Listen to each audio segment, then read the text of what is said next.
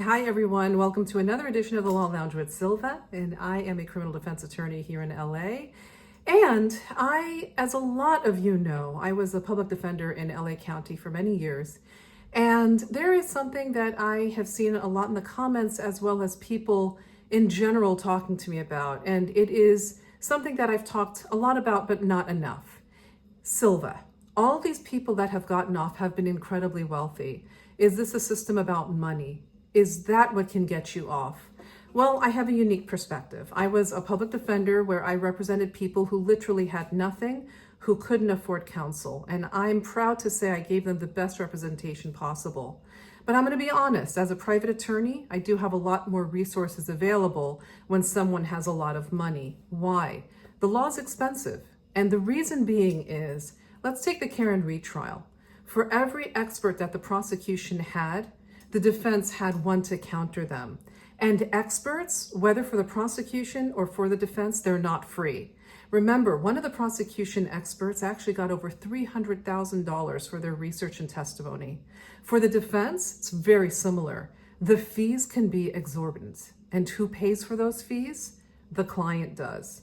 My best, most prepared cases are when I can counter everything the prosecutor does by having my own experts, my own investigators, everything. Now, prosecutors understand this and they will try to inundate trials with a variety of experts and then say to juries, look, they're spending money on their experts. They're paid for hire.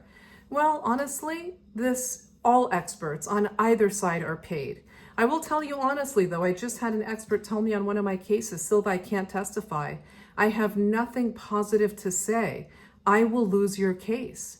So experts risk their reputations when they testify, and they honestly will testify as to their beliefs, because trust me, if they don't, and if they're lying, it's going to come out and then ruin them in the future if someone wants them to testify again.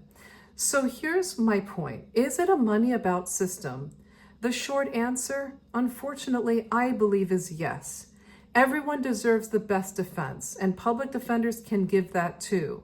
But you have to be willing to get the court to pay for the appropriate experts, investigators, and everything you need to properly defend your client.